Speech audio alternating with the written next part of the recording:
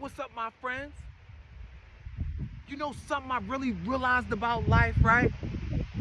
See, when you're really mature in life, a mature adult, when you're tired of going through all of the nonsense, you're tired of getting caught up in other people's negativity, negative energy, negative emotions, this is what you start doing, right? And I encourage you to adopt this principle because it's the strongest principle.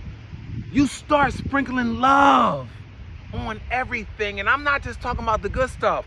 I'm talking about that hate that comes your way from another person. I'm talking about the jealousy and envy that comes your way from another person. I'm talking about the sabotage that comes from other people. See, when you really mature in life and you really trying to be your best self, my friend, you don't get caught up in that. Because remember, 0% of life is about the cards that you're dealt. But 100% of life, it all comes down to how well you play your hand, my friend. See, when you're a real mature person, disciplined, really love God, you get to a place when you just sprinkle love on everything, good, bad, and indifferent. But isn't that a beautiful place to be? It secures you emotionally, psychologically, all of that. But here's what else it does. Love conquers all, my friend. See, God is love. So when you're able to sprinkle love on everything, you're basically saying, I want God to be included in all aspects of my life. Not my will, let your will be done, Heavenly Father. That's what happens. That's your intent of sprinkling love on everything. Not to mention that love is the most powerful emotion because love, it conquers all, my friend. And guess what the strongest kind of love is? Self-love, my friend. It all comes back to you, my friend. This is you against you, my friend. This life is all about you. Trying to align with that fingerprint, with that purpose that's attached to that fingerprint. That's what it's about. That's why. It's all about love, my friend. You got to sprinkle love on everything. You got to understand that love conquers all. And you have to understand that the greatest love is loving yourself, my friend. But we're not going to stop there. We're going to keep with that word love. Because in this life, right, nothing comes easy, right? And for whom much is given, much is required, meaning that the higher you go, the more it's going to require of you, the more you got to do, the more difficult it will be, right? So here's the thing. This is what you got to understand. You got to learn how to fall in love with the process, my friend. You got to learn how to fall in love with the process, my friend. And hear me out. Here's the thing. It's not so much about where you are in life that's most important. No, that's not the most important thing. The most important thing in life is about what you've overcome in life to get to where you are in life. That's most important, my friend. How did you handle the journey? Because if you cheat the lesson, you also cheat the blessing, my friend. And here's the thing about the journey, right? The blessings are in the journey, my friend. They're in the process, right? Right? That's why you got to fall in love with it, because you don't want to miss those blessings. But here's the thing. Here's the thing about the process. See, there comes a time in life, in everybody's life, right?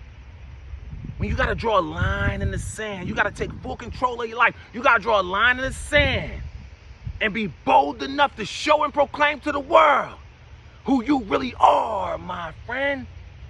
And guess what? That time is now. Right now is no better time than the present, my friend. Because guess what? Your purpose is waiting on you, my friend. So you got to fall in love with the process, right? And here's 3 strategies that can help you, right? Number 1, you must never forget this. Greater is he that is in you. Yes, with all your problems, strengths, weaknesses, insecurities, and fears, you're still greater in the inside. Greater is he that is within you than he that is in the world. That's why you got to just trust the process. Fall in love with the process and don't worry about anything else, because greater is in you than anything that you're going to face in the process, my friend, right? And number 2, never forget this, right? But we all, everyone, you, me, and everybody in the world, we all must first get uncomfortable before we can get comfortable, my friend. Embrace that concept, because for the rest of your life, that's how it gotta go. Too many people want to go from comfort to more comfort, and there's no such thing as staying the same. So when you try to go from comfort to more comfort, all you're doing is moving further and further and further away from being great, my friend. Embrace the process, because you gotta get uncomfortable before you can get comfortable. Embrace it all, my friend. In fact, fall in love with it, right? And number 3, you gotta develop a greatness mindset. A mind bold enough to believe, right, that in this life, throughout the process, it's not so much about where you go in the process that's most important. Not at all. It's not so much in life about what you get in the process, what you obtain in the process that's most important. Not at all. The most important thing in the process in life is who you become, my friend.